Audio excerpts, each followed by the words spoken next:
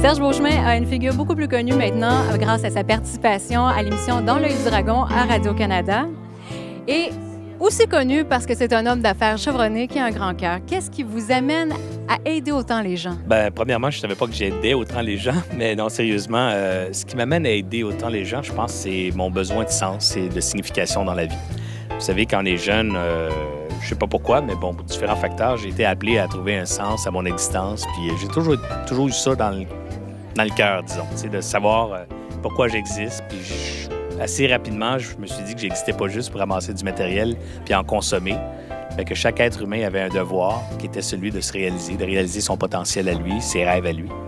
Alors, moi, dans mon existence, à un moment donné, vers la trentaine, j'ai senti que mon appel, c'était de faire une différence auprès des autres parce que j'ai un certain talent pour communiquer, j'ai un certain talent pour toucher les gens, pour les mobiliser.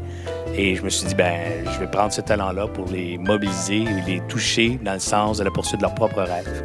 Alors, c'est devenu tout simplement un ancrage que j'ai fait dans ma vie vers la trentaine où je me suis dit, moi, mon rôle, c'est pourquoi j'existe, c'est pour faire du bien quelque part et surtout pour aider les gens à se réaliser, à courir après leur propre potentiel.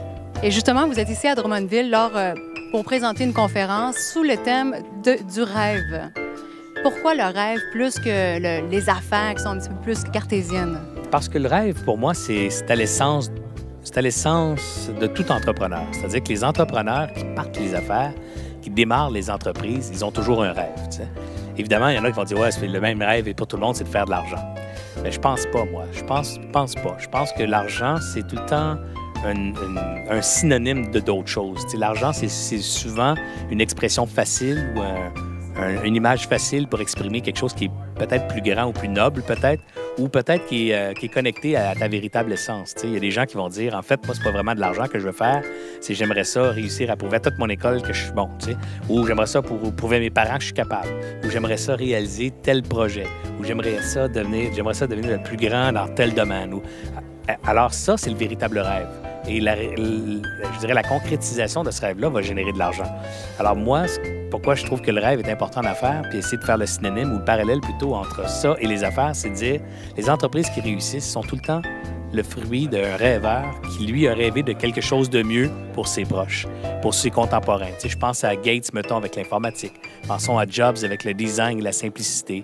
Pensons à Bombardier ici avec ses motoneiges.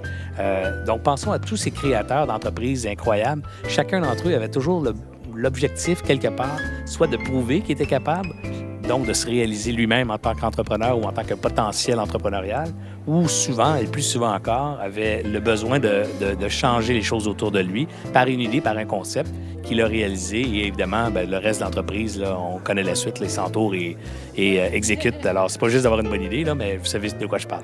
Quel serait le grand message aux jeunes entrepreneurs ici à Drummondville ce soir? Foncez, je pense, c'est tout le temps le même que je répète. Foncez, allez-y, c'est le temps, surtout quand on est jeune. Je veux dire, on s'en rend pas compte quand on est jeune, mais on va s'en rendre compte en vieillissant. Quand on est plus vieux, on a tellement à perdre. On a souvent un conjoint, on a des enfants, on a déjà une maison qu'on veut pas perdre, même si ça ne nous appartient pas parce qu'en fait, elle est probablement toute hypothéquée. Mais on a l'illusion qu'on a plein de trucs qu'on veut pas perdre. On a une routine, on a, comme je disais tantôt, souvent une famille. C'est beaucoup plus difficile de lâcher tout ça puis de le risquer à 35-40 ans qu'à 20-25, alors qu'en 20-25, techniquement, on n'a pas grand-chose, à moins de quelques-uns d'entre nous qui sont plus privilégiés, mais la plupart d'entre nous, les jeunes, on n'a pas grand-chose à ces âges-là. Alors, c'est le temps de prendre des risques, c'est le temps de foncer. Puis en plus, le corps est bien fait. C'est l'âge à laquelle on se remet bien des coups. Alors, si on tombe, c'est pas grave. Si on se pète une cheville, une épaule, n'importe quoi, c'est une image, mais vous comprenez que c'est la même chose dans l'affaire. Si on fait une faillite à 22 ans, ça s'oublie vite, puis à 27 ans, on est prêt à partir. On fait une faillite à 45 ans, c'est un peu plus difficile. Là, on perd tout ce qu'on a accumulé, souvent à la sueur de son front pendant de nombreuses années. On met la pérennité de la famille, ou du moins la santé familiale en jeu. Alors, il y a beaucoup de conséquences quand on est plus âgé. Alors que quand on est jeune, ces conséquences-là sont minimales. Alors moi, je dis aux jeunes, c'est le temps de foncer, c'est le temps d'essayer, c'est le temps de justement d'entreprendre. Le mot entrepreneur, c'est entreprendre. Donc, entreprendre des projets, partir des business, essayer des trucs, puis toujours avec la même conscience, pas de faire de l'argent. Faut bien comprendre ce que je dis. Le but, c'est pas de faire de l'argent. Le but, c'est de rendre un service, c'est de trouver quelque chose qui va vraiment solutionner un problème.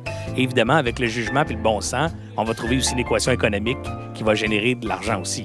Alors, c'est pas de faire de l'argent pour faire de l'argent, mais c'est de faire de l'argent en trouvant une solution à un marché ou à un potentiel important dans l'économie ou dans le marché actuel. Pour terminer, est-ce qu'on va avoir droit à une compétition de bas rigolos lors de la prochaine saison des Dragons? Il y a différentes réponses que je pourrais offrir. La première et la plus vraie, c'est que c'est pas mon genre. Je porte pas des bas rigolos. Je suis un peu straight sur les bas. Alors, ils sont tout le temps en noir, en fait, mes bas, parce que c'est facile. Tu sais, j'ai l'âge, pas besoin de les matcher. Ils sont tous pareils. J'achète sérieusement 24 paires de bas noirs par année. C'est la même sorte. Chaque ça dans le tiroir, puis ça règle mon problème de bas pour l'année. Mais bon, je vais me fier à mon charme pour réussir à planter François sur un autre champ. C'est une très bonne idée. Merci beaucoup de votre générosité pour la Jeune Chambre et aussi pour Cinépro. Ça me fait bien plaisir, Patricia. Puis je te souhaite un beau succès dans tes projets.